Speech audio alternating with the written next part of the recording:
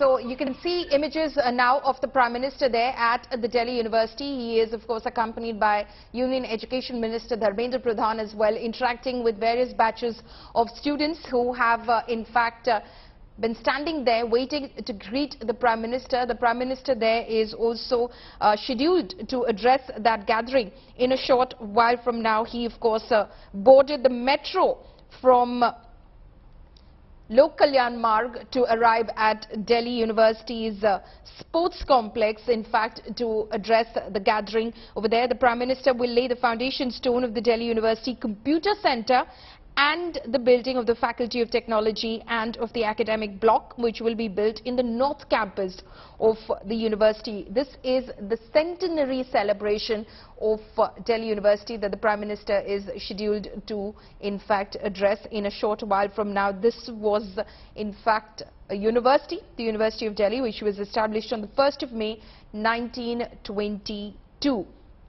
Now, in the last 100 years, the university has grown and expanded immensely. It has 86 departments now, 90 colleges and more than 6 lakh students who in fact study at Delhi University. And of course, many who in fact regard Delhi University as their alma mater, who have passed out of the university and have contributed immensely towards the process of nation building. That is the Prime Minister there. Two images on your screens right now of the Prime Minister earlier en route to Delhi University, interacting with the passengers on board, most of whom were young students, and then of course interacting with many such young students at Delhi University who were waiting and standing by for the Prime Minister to arrive at the university. He will shortly be laying the foundation stone for the technology center, the Faculty of Technology, the building for the Faculty of Technology, as well as the computer center and the academic block, which will be built in the North Campus of the university. He'll also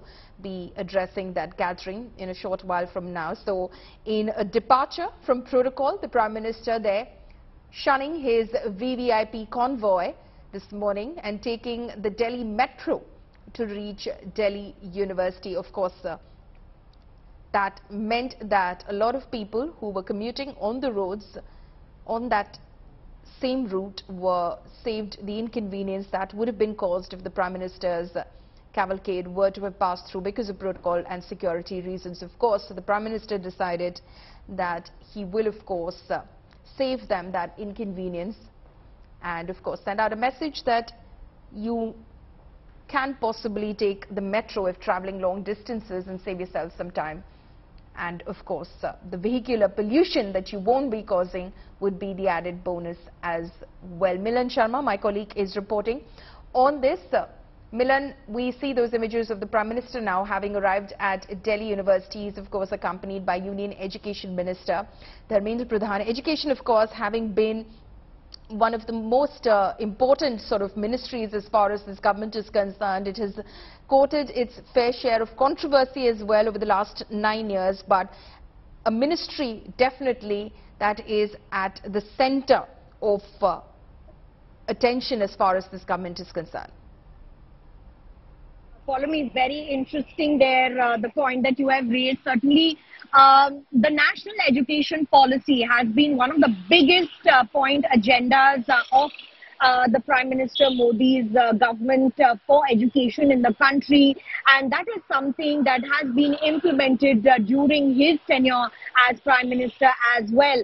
And certainly there are so many aspects of the national education policy when we talk about that entire document that has been put forward and has been now implemented, not just from the level of higher education, but also in school level, where we see changes to many curriculums that are currently ongoing. One of the most important changes that we have been constantly talking and discussing on has been the inclusion of many of these independence freedom fighters, or Swatantra Senanis as they are called, and the inclusion of those like Veer Savarkar, as well as many of the RSS stalwarts have been done this time around in the education books. Remember that the Delhi University was also in controversy just a short while ago on the fact that a chapter at the higher education level on Gandhi was being